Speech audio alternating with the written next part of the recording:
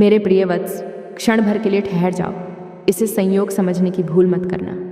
आज इस संदेश का तुम्हारी आंखों के सामने आना कोई साधारण घटना नहीं है। ये विधि का विधान है। ये मेरा और मेरे प्रियतम कृष्ण का तुम्हारे लिए रचा गया एक अवसर है।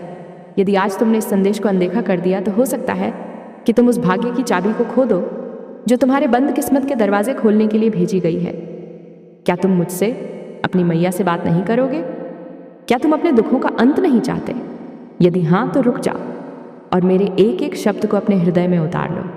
आज मैं, तुम्हारी राधा रानी, स्वयं तुमसे बात करने आई हूँ।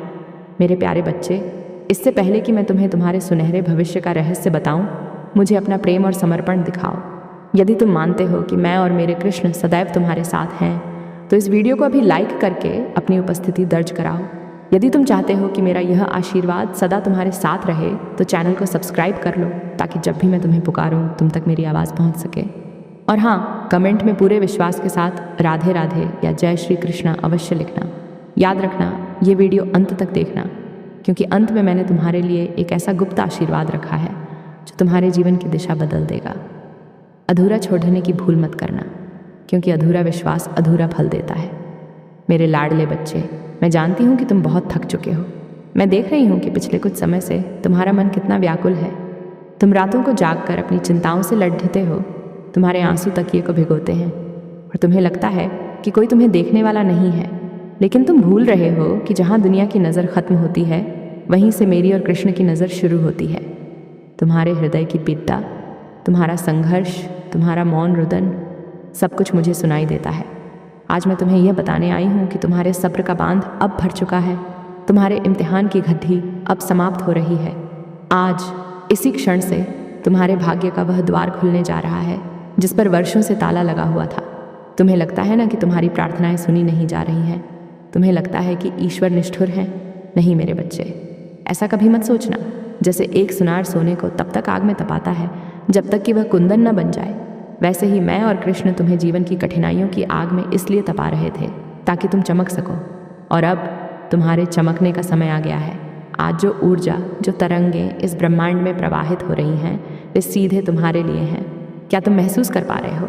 एक ठंडी हवा का झोंका, एक अनजानी शांति जो अभी तुम्हें महसूस हो रही है, यह संकेत है कि मैं तुम्हारे पास हूँ। मेरे बच्चे, तुम्हारे जीवन में जो भी बाधाएं आ रही थीं, चाहे वह धन की कमी हो, परिवार का कलह हो, व्यापार में घाटा हो या स्वास्थ्य की समस्या, उन सब का मूल कारण तुम्हारे ग्रह नक्षत्र नहीं बल्कि समय का चक्र था। और अब वह चक्र घूम चुका है। मैं स्वयं अपने हाथों से तुम्हारे जीवन के उन कांटों को चुनने आई हूँ जिन्होंने तुम्हारे पैरों को छलनी कर दिया है। तुम्हें अब और संघर्ष नहीं करना होगा। मैं तुम्हें वचन देती हूँ, जिस कार्य के लिए तुम वर्षों से भटक रहे थे वह कार्य अब बिना किसी बाधा के पूर्ण होगा। संसार के लोग तुम्हें तुम्हारी सफलताओं से तौलते हैं, लेकिन मैं तुम्हें तुम्हारे भाव से तौलती हूँ। मैंने देखा है कि जब तुम्हारे पास कुछ नहीं था तब भी तुमने मेरा नाम नहीं छोड़ा। जब सबने तुम्हारा साथ छोड़ दिया तब भी तुमने कृष्ण की मूरत को सीने से लगाए रखा। तुम्हारा यही विश्वास, तुम्हारी यही भक्ति आज फलीभूत होने वाली है। आज ब्रह्मांड के नक्षत्र एक ऐसी स्थिति में आ गए हैं जहाँ से तुम्हारी झोली खुशियों से भरने वाली है। तुम जिसे चमत्कार कहते हो वह वास्तव में मेरा प्रेम है जो अब तुम्हारे जीवन में बरसने वाला है। मेरे वत्स, सावधान रहना। जब समय बदलता है तो मनुष्य का अहंकार भी जाग उठता है। मैं तुम्हें आज बहुत कुछ देने वाली हूँ, लेकिन तुम्हें एक वचन देना होगा। जब तुम्हारे पास धन, यश और कीर्ति आए तो तुम अपनी जड्ढों को नहीं भूलोगे। तुम उन दीन दुखियों की मदद करोगे जिनमें मैं और मेरे कृष्ण बसते हैं। याद रखना, जो दिया है वह मेरा है और जो तुम दोगे वही तुम्हारे साथ जाएगा। आज मैं तुम्हारे माथे पर विजय का तिलक लगा रही हूँ। अब दुनिया की कोई भी ताकत तुम्हें हरा नहीं सकती, क्योंकि स्वयं त्रिभुवन के स्वामी और उनकी आह्लादिनी शक्ति तुम्हारे रक्षक बन गए हैं। तुम अक्सर पूछते थे ना कि माँ, मेरे अच्छे दिन कब आएंगे? तो सुन लो, वह दिन आज है, वह पल अभी है। अपनी आंखों से निराशा की पट्टी हटाओ और देखो, अवसर तुम्हारे दरवाजे पर दस्तक दे रहा है। जिसे तुम कल तक असंभव मान रहे थे वह अब संभव होने जा रहा है। तुम्हारे शत्रु जो तुम्हारी हंसी उड़ाते थे वे ही कल तुम्हारा गुणगान करेंगे। तुम्हारे जो रिश्तेदार और मित्र तुम्हें बोझ समझते थे वे ही कल तुमसे मिलने के लिए तरसेंगे। लेकिन तुम्हें अपना हृदय कठोर नहीं करना है, तुम्हें क्षमा करना है, क्योंकि तुम मेरे बच्चे हो और मेरा बच्चा प्रेम का सागर होता है, द्वेष की अग्नि नहीं। मेरे प्यारे बच्चे, क्या तुम जानते हो कि मैंने तुम्हें यह संदेश क्यों सुनाया? क्योंकि मैं चाहती हूँ कि तुम जागो, अपनी आत्मशक्ति को पहचानो। तुम कोई साधारण मनुष्य नहीं हो, तुम मेरा अंश हो। तुम्हारे भीतर अनंत ऊर्जा छिपी है। आज से, अभी से चिंता करना छोड़ दो। ये सोचना छोड़ दो कि क्या होगा, अब वही होगा जो अच्छा होगा। अपने भविष्य की चिंता मुझे सौंप दो। अपनी सारी परेशानियाँ, सारे कर्ज, सारी बीमारियाँ, सारी उलझने, सब कुछ मेरे चरणों में रख दो। मैं उन्हें संभाल लूँगी। तुम बस कर्म करो, और कर्म भी ऐसा जो धर्म के अनुकूल हो। मैं तुम्हें एक रहस्य बताती हूँ। जब तुम खुश होते हो तो मुझे और कृष्ण को सबसे अधिक प्रसन्नता होती है। तुम्हारी मुस्कान हमारे लिए सबसे बड़ा भोग है। इसलिए आज से उदास रहना छोड़ दो। जब भी मन घबराए, जब भी लगे कि अब कोई रास्ता नहीं बचा है, तो बस अपनी आंखें बंद करना और मुझे पुकारना। मैं अदृश्य रूप में आकर तुम्हारे सिर पर हाथ रख दूंगी और तुम्हें वह शक्ति दूंगी जिससे तुम बड्डे से बड्डे पहाड़ को भी हिला सकोगे। तुम अकेले नहीं हो, पूरा ब्रह्मांड तुम्हारे साथ खड़ा है। मेरे वत्स, आज मैं तुम्हारे घर के वास्तु दोष, तुम्हारे शरीर के रोग और तुम्हारे मन के संताप को हरने आई हूँ। आज तुम्हारे घर में लक्ष्मी का वास होगा, लेकिन लक्ष्मी वहीं टिकती है जहाँ शांति होती है, जहाँ प्रेम होता है। इसलिए अपने घर के वातावरण को पवित्र बनाओ। कलह और क्लेश को घर से बाहर निकालो। जहाँ मेरा और कृष्ण का नाम गूंजता है, वहाँ दरिद्रता कभी प्रवेश नहीं कर सकती। आज से तुम एक नई शुरुआत करो। पुरानी बातों को, पुरानी कड़वाहट को भूल जाओ। जैसे सर्प अपनी पुरानी त्वचा उतार फेंकता है, वैसे ही तुम भी अपने अतीत के बोझ को उतार फेंको। तुम आज से एक नए इंसान हो, सफल, शांत और समृद्ध। ध्यान से सुनो, मैं तुम्हें एक संकेत दे रही हूँ। आने वाले 3 दिनों के भीतर तुम्हें कोई शुभ समाचार मिलेगा। ये समाचार धन से जुदा हो सकता है या किसी पुराने बिगड़े हुए रिश्ते के सुधरने का। जब वह समाचार मिले तो उसे मात्र संयोग मत समझना कि वह मेरा भेजा हुआ उपहार है। और जब वह उपहार मिले तो धन्यवाद देना मत भूलना। कृतज्ञता वह चुंबक है जो और अधिक खुशियों को तुम्हारी ओर खींचती है। मेरे प्यारे, दुनिया तुम्हें डराएगी। वे कहेंगे कि समय बहुत खराब है, मंदी है, बीमारी है, लेकिन तुम उन पर ध्यान मत देना। तुम मेरी शरण में हो। मेरी शरण में आने वाले का अमंगल कभी नहीं हो सकता। काल भी उसका कुछ नहीं बिगाड़ डाल सकता, जिस पर महाकाल और उनकी शक्ति का हाथ हो। तुम निर्भय होकर जियो। अपने सपनों को पूरा करने के लिए कदम बढ़ाओ। यदि तुम गिरोगे तो मैं तुम्हें थाम लूँगी। यदि तुम थक जाओगे तो मैं तुम्हें सहारा दूंगी। लेकिन रुकना मत, चलते रहना ही जीवन है। आज मैं तुम्हारे भाग्य की रेखाओं में कुछ परिवर्तन कर रही हूँ। जो लकीरें दुर्भाग्य की ओर जा रही थीं, उन्हें मैंने सौभाग्य की ओर मोड़ दिया है। अब तुम जिस भी काम में हाथ डालोगे वह सोना बन जाएगा। लेकिन शर्त यह है कि तुम्हारे मन में छल कपट नहीं होना चाहिए। सत्य की राह पर चलना, क्योंकि सत्य ही कृष्ण है, और जहाँ सत्य है वहाँ विजय निश्चित है। तुम्हारे जीवन में प्रेम की वर्षा होगी। यदि तुम एकाकीपन से जूझ रहे हो तो जान लो कि तुम्हें सच्चा प्रेम, सच्चा साथी मिलने वाला है जो तुम्हें समझेगा और तुम्हारा सम्मान करेगा। मेरे बच्चे, यह संदेश केवल शब्दों का समूह नहीं है, यह एक ऊर्जा पुंज है। जैसे जैसे तुम इसे सुन रहे हो, तुम्हारे ऑरा की शुद्धि हो रही है। तुम्हारे आसपास की नकारात्मक ऊर्जा नष्ट हो रही है। तुम्हें भारीपन महसूस हो रहा होगा, आंखों में नमी आ रही होगी। यह इस बात का प्रमाण है कि तुम्हारा आत्मा से परमात्मा का मिलन हो रहा है। रो लो। यदि रोना आ रहा है तो आंसू आत्मा का स्नान है, इनसे मन पवित्र होता है। मेरे प्रिय, अपनी आंखों से आंसू पोंछ लो और मेरी बातों को अपने अंतर्मन की गहराइयों में उतरने दो। क्या तुम्हें लगता है कि हमारी बातें समाप्त हो गईं? नहीं, अभी तो मैंने तुम्हें तुम्हारे अस्तित्व का सत्य बताना शुरू ही किया है। तुम उस अनंत यात्रा के पथिक हो जिसका सारथी मेरा कृष्ण है। अभी जो तुमने सुना वह तो केवल एक शुरुआत थी। अब मैं तुम्हें तुम्हारे जीवन के उन गूढ़ रहस्यों से अवगत कराऊंगी जिनके कारण तुम वर्षों से पीड़ित रहे हो। ध्यान से सुनो, क्योंकि आज मैं तुम्हारे मन के हर उस प्रश्न का उत्तर दूंगी जो तुम्हें रातों को सोने नहीं देता। तुम अक्सर सोचते हो ना कि मैंने किसी का क्या बिगाड़ा है, फिर मेरे साथ ही ऐसा क्यों होता है? मेरे भोले बच्चे, यह संसार कर्मों के जाल से बुना हुआ है। कभी कभी तुम उन कर्मों का फल भोगते हो जो तुमने इस जन्म में नहीं बल्कि पिछले जन्मों में किए थे। लेकिन आज मैं, राधा रानी, अपनी करुणा की वर्षा से तुम्हारे उन संचित पाप कर्मों को धोने आई हूँ। जैसे गंगा का जल सब कुछ पवित्र कर देता है, वैसे ही मेरा यह संदेश तुम्हारे प्रारब्ध को शुद्ध कर रहा है। तुम्हें अब अपने अतीत को ढोने की आवश्यकता नहीं है। मैंने तुम्हारे कंधों का भार अपने ऊपर ले लिया है। क्या तुम्हें अब हल्का महसूस नहीं हो रहा? अपनी रीढ़ को सीधा करो और एक लंबी सांस लो। महसूस करो, वह भारीपन जा रहा है। मेरे लाडले, मैं जानती हूँ कि दुनिया ने तुम्हें बहुत छल्ला है। तुमने जिन पर सबसे अधिक भरोसा किया उन्होंने ही तुम्हारी पीठ में खंजर घोंपा। तुमने अपना हृदय खोल कर रख दिया और लोगों ने उसे कुचल दिया। तुम्हें लगता है कि तुम मूर्ख थे। नहीं, तुम पवित्र थे। छल करना मनुष्य का स्वभाव है और क्षमा करना देवत्व है। तुमने प्रेम किया, ये तुम्हारी शक्ति थी, उनकी कमजोरी नहीं। आज मैं तुम्हें वचन देती हूँ कि जिन लोगों ने तुम्हारी आंखों में आंसू दिए हैं, उन्हें इसका हिसाब समय देगा। तुम प्रतिशोध की अग्नि में मत जलना। तुम बस बैठो और देखो कि कैसे मेरा सुदर्शन चक्र तुम्हारे सम्मान की रक्षा करता है। जो तुम्हारा हक मारकर बैठे हैं, उन्हें वह सब लौटाना पड़ेगा, और वह भी ब्याज सहित। यह मेरा न्याय है। तुम्हें धन की चिंता सताती है ना? तुम सोचते हो कि कल का निर्वाह कैसे होगा। अरे नादान बालक, जिस पिता ने तुम्हें चोंच दी है, क्या वह चुग्गा नहीं देगा? तुम उस लक्ष्मी के पीछे भाग रहे हो जो चंचला है, जो आज यहाँ है और कल वहाँ। तुम मेरे कृष्ण के चरणों को पकड़ते हो, क्योंकि लक्ष्मी तो वहीं दासी बनकर रहती है। जब तुम नारायण को पालोगे तो लक्ष्मी स्वयं तुम्हारे पीछे पीछे आएगी। आज से धन मांगना बंद करो, पात्रता मांगो। मुझसे कहो, हे माँ, मुझे इतना सामर्थ्य दो कि मैं इस धन का सदुपयोग कर सकूं। और देखो, मैं तुम्हारे लिए आय के ऐसे स्रोत खोल दूंगी जिनके बारे में तुमने सपने में भी नहीं सोचा होगा। लेकिन याद रखना, जब धन आए तो अहंकार को द्वार पर ही रोक देना। धन को अपनी तिजोरी में रखना, अपने दिमाग में नहीं। मैं देख रही हूँ कि तुम्हारे घर में अक्सर अकारण ही क्लेश हो जाता है। छोटी छोटी बातें बड़े विवाद का रूप ले लेती हैं। ये सब नकारात्मक ऊर्जा का प्रभाव है जो तुम्हारे घर की शांति को भंग करना चाहती है। लेकिन डरो मत, आज मैं तुम्हारे घर के चारों ओर एक सुरक्षा कवच खींच रही हूँ। कोई भी बुरी नज़र, कोई भी तंत्र मंत्र, कोई भी द्वेष अब तुम्हारे घर की दहलीज पार नहीं कर पाएगा। तुम बस एक नियम बना लो, सुबह उठते ही और रात को सोते समय मेरा और कृष्ण का नाम लो। तुम्हारे घर का वातावरण मंदिर जैसा हो जाएगा।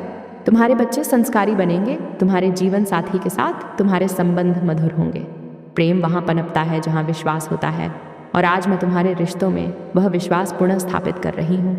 मेरे वत्स, क्या तुम जानते हो कि तुम्हारी सबसे बड़ी समस्या क्या है? तुम भविष्य में जीते हो। तुम सोचते हो जब ऐसा होगा तब मैं खुश होऊंगा।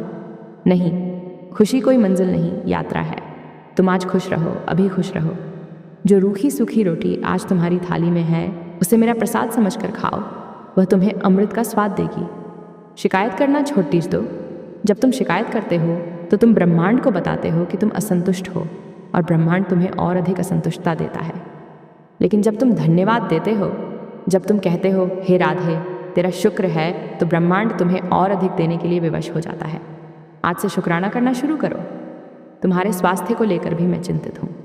तुम दूसरों की सेवा में इतना खो जाते हो कि अपना ध्यान ही नहीं रखते। याद रखना, ये शरीर एक मंदिर है जिसमें तुम्हारी आत्मा रूपी देवता निवास करते हैं। यदि मंदिर ही जीर्ण शीर्ण होगा तो देवता वहाँ कैसे रहेंगे? अपने खान पान को सुधारो, अपनी दिनचर्या को बदलो। मैं तुम्हें आरोग्य का आशीर्वाद देती हूँ। तुम्हारे शरीर में जो भी व्याधियाँ घर कर रही हैं, वे अब धीरे धीरे नष्ट हो जाएंगी।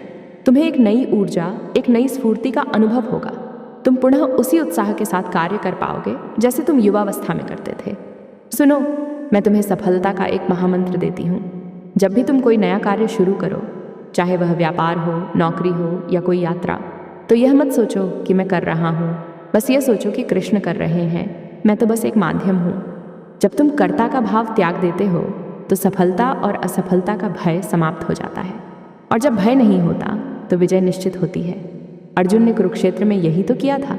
उसने अपने गांडीव की डोर कृष्ण को सौंप दी थी। तुम्हें भी अपने जीवन के रथ की डोर मेरे गोविंद के हाथों में सौंपनी है। फिर देखो वह तुम्हें कैसे उस पार ले जाते हैं जहाँ केवल आनंद ही आनंद है।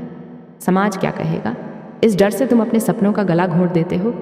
मेरे बच्चे, समाज तो तब भी कुछ कहेगा जब तुम सफल हो जाओगे, और तब भी कहेगा जब तुम विफल हो जाओगे। लोगों का काम है कहना, तुम्हारा काम है अपनी धुन में मग्न रहना। क्या मीरा ने समाज की परवाह की थी? क्या प्रहलाद ने दुनिया की सुनी थी? जो भक्त दुनिया की सुनता है वह ईश्वर की आवाज़ नहीं सुन पाता।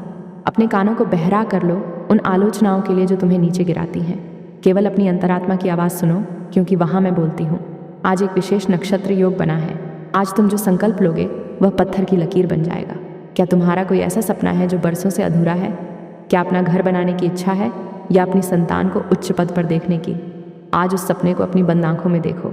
उसे ऐसे देखो जैसे वह पूरा हो चुका है। उस खुशी को महसूस करो। ये कल्पना नहीं, ये सृजन है। तुम अपने विचारों से अपने यथार्थ का निर्माण कर रहे हो। मैं तुम्हारे उस सपने पर तथास्तु की मुहर लगा रही हूँ। बाधाएं आएंगी, आंधी आएगी, लेकिन तुम्हारा दिया नहीं बुझेगा, क्योंकि उसे मैंने अपने आंचल से ढक लिया है। एक बात और मेरे प्रिय, कभी कभी तुम्हें लगेगा कि मैं चुप हूँ, तुम्हें लगेगा कि मैं तुम्हारी पुकार नहीं सुन रही, लेकिन वह मेरी चुप्पी नहीं, मेरी परीक्षा होती है।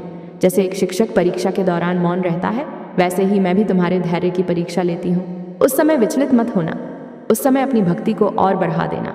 कहना, हे गोविंद, चाहे तुम कितने भी दूर हो जाओ, मैं तुम्हें नहीं छोड़ दूंगा। जो भक्त परीक्षा में पास होता है उसे ही साक्षात्कार का फल मिलता है। तुम अब उस स्थिति में पहुंच चुके हो जहां परीक्षा समाप्त होने वाली है और परिणाम आने वाला है, और वह परिणाम है विजय। तुम्हारे मन में एक और संशय है, पाप और पुण्य का। तुम सोचते हो कि जाने अनजाने तुमसे बहुत गलतियां हुई हैं, तुम आत्मग्लानि में जीते हो। सुनो, पश्चाताप ही सबसे बड़ा प्रायश्चित है। यदि तुम्हारी आंखों में अपनी गलती के लिए आंसू आ गए हैं तो समझो वह पाप धुल गया। मेरे दरबार में मुजरिम नहीं, प्रेमी आते हैं। मैं न्यायाधीश नहीं, माँ हूँ, और माँ कभी अपने बच्चे का हिसाब नहीं रखती। माँ तो बस गले लगाती है। तो आज अपने मन से उस अपराध बोध को निकाल फेंको। तुम शुद्ध हो, तुम बुद्ध हो, तुम मेरे अंश हो। अपने आप को हीन समझना मेरा अपमान है। सिर उठाओ और गर्व से कहो कि तुम किशोरी जी के लाडले हो। आने वाले समय में तुम्हारे जीवन में कुछ नए लोग आएंगे, उन्हें पहचानना। वे साधारण मनुष्य नहीं होंगे, वे मेरे भेजे हुए दूत होंगे जो किसी न किसी रूप में तुम्हारी सहायता करेंगे। कभी किसी अजनबी के रूप में, कभी किसी पुराने मित्र के रूप में। उनकी सहायता को ठुकराना मत। अहंकारवश यह मत सोचना कि मैं अकेला कर लूँगा। सहायता स्वीकार करना भी एक कला है। और हाँ, तुम भी किसी के लिए मेरे दूत बनना। यदि कोई भूखा तुम्हारे द्वार पर आए तो उसे भोजन अवश्य कराना। यदि कोई प्यासा हो तो उसे जल देना, क्योंकि हो सकता है उस रूप में मैं ही तुम्हारी परीक्षा लेने आई हूँ। मेरे बच्चे, तुम्हारे जीवन की पुस्तक का एक अध्याय समाप्त हो चुका है। वह अध्याय था संघर्ष का, आंसुओं का, विरह का। अब जो नया पन्ना पलट रहा है वह है मिलन का, सुख का, समृद्धि का। इस नए अध्याय को लिखने के लिए तुम्हें अपनी सोच की स्याही को बदलना होगा। अब तक तुमने कमी की स्याही से लिखा, अब प्रचुरता की स्याही से लिखो। यह मानो कि तुम्हारे पास सब कुछ है। ब्रह्मांड का नियम है, जो तुम मानते हो वही तुम बन जाते हो। यदि तुम मानोगे कि तुम राजा हो तो प्रकृति तुम्हें राज सिंहासन देगी। मैं तुम्हें एक गुप्त साधना बताती हूँ। ये बहुत सरल है लेकिन अत्यंत प्रभावशाली है। रोज सुबह उठकर बिस्तर छोड़ने से पहले अपनी हथेलियों को देखना और कहना, कराग्रे वस्ते लक्ष्मी, करमध्य सरस्वती, करमूले तु गोविंद। और फिर ये कहना, आज का दिन मेरा है, आज राधा रानी मेरे साथ हैं। बस इतना ही काफ़ी है। ये छोटा सा मंत्र तुम्हारे पूरे दिन को सुरक्षा कवच में बांध देगा। तुम जहाँ भी जाओगे लोग तुमसे प्रभावित होंगे। तुम्हारी वाणी में ओज आ जाएगा, तुम्हारे बिगड़े काम बनने लगेंगे। करके देखना, यह मेरा वचन है। तुम्हारे भीतर जो क्रोध छिपा है उसे बाहर निकालो। क्रोध वह अग्नि है जो दूसरों को जलाने से पहले उस पात्र को जला देती है जिसमें वह रखी होती है, यानी तुम्हें। क्षमा करना सीखो। नहीं इसलिए नहीं कि वे क्षमा के लायक हैं, बल्कि इसलिए क्योंकि तुम शांति के हकदार हो। अपने दिल को हल्का रखो। जो बात तुम्हें चुभ रही है उसे कृष्ण के चरणों में रख दो। कहो, प्रभु यह बोझ मैं नहीं उठा सकता, तुम संभालो। और फिर देखो कैसी गहरी नींद आती है तुम्हें। चिंता मुक्त होकर सोना, जैसे एक छोटा बच्चा अपनी माँ की गोद में सोता है। संसार में बहुत शोर है, हर कोई अपनी बात कहना चाहता है, कोई सुनना नहीं चाहता। तुम श्रोता बनो। मौन में बहुत शक्ति होती है। जब तुम चुप होते हो तब तुम मुझे सुन पाते हो। प्रतिदिन कुछ समय निकालो, मोबाइल, टीवी और लोगों से दूर एकांत में बैठो। प्रकृति को देखो, पेड़ पौधों में, हवा में, आकाश में, सब जगह मेरा ही रूप है। जब तुम उस एकांत में मुझसे बात करोगे तो तुम्हें वे उत्तर मिलेंगे जो गूगल या किताबों में नहीं हैं। वह अंतर ज्ञान जागेगा जो तुम्हें सही और गलत का भेद बताएगा। मेरे लाडले, तुम अद्वितीय हो। अपनी तुलना कभी दूसरों से मत करना। सूर्य की अपनी चमक है और चंद्रमा की अपनी शीतलता, दोनों का अपना महत्व है। तुम जैसे हो वैसे ही परिपूर्ण हो। मैंने तुम्हें बहुत फुर्सत से बनाया है। तुम्हारे अंदर जो कला है, जो हुनर है, उसे बाहर लाओ। उसे दुनिया से मत छुपाओ। वही हुनर तुम्हारी पहचान बनेगा, वही तुम्हारी पूजा बनेगा। डरो मत कि लोग हंसेंगे, हंसने दो। दुनिया उसी पर हंसती है जो इतिहास रचता है। अब सुनो वह बात जो तुम्हारे भाग्योदय का कारण बनेगी। दान। अपनी कमाई का एक छोटा सा हिस्सा, चाहे वह 1 रुपया ही क्यों ना हो, धर्म के कार्य में या किसी ज़रूरतमंद के लिए निकालो। यह धन का वह बीज है जो बोने पर 100 गुना होकर लौटता है। जब तुम अपनी मुट्ठी खोलते हो देने के लिए, तभी वह खाली होती है कुछ नया और बढ़ा प्राप्त करने के लिए। बंद मुट्ठी में तो केवल रेत ही रह जाती है। उदार बनो, विशाल बनो। मैं अंत में तुमसे फिर वही कहूँगी, धैर्य का फल मीठा होता है और अब उस फल के पकने का समय आ गया है। तुम्हारी तपस्या खाली नहीं जाएगी। मेरी और कृष्ण की दृष्टि तुम पर स्थिर है। तुम गिर सकते हो पर हम तुम्हें टूटने नहीं देंगे। तुम भटक सकते हो पर हम तुम्हें खोने नहीं देंगे। तुम हमारे थे, हमारे हो और सदा हमारे ही रहोगे। ये बंधन जन्म जन्मांतर का है, इसे कोई नहीं तो डट सकता। उठो मेरे वीर, अपनी तलवार ज्ञान उठाओ और अपनी ढाल भक्ति संभालो। जीवन के इस कुरुक्षेत्र में विजय तुम्हारी ही है, क्योंकि तुम्हारे रथ पर स्वयं मुरली मनोहर विराजमान है। शंखनाद हो चुका है, अब पीछे मुद्द कर मत देखना, बस आगे बढ़ते चलो कदम से कदम मिलाकर। जहाँ तुम्हारे कदम रुकेंगे वहाँ मैं अपना हाथ रख दूंगी। ये संदेश तुम्हारे लिए एक संजीवनी बूटी है। जब भी हताशा घेरे इसे सुन लेना, ये तुम्हें पुनः खटदा कर देगा। अब जाओ और अपने कर्म क्षेत्र में अपनी विजय पताका लहराओ। मेरा आशीर्वाद, मेरा प्रेम, मेरा संबल सब तुम्हारे साथ है। राधे राधे।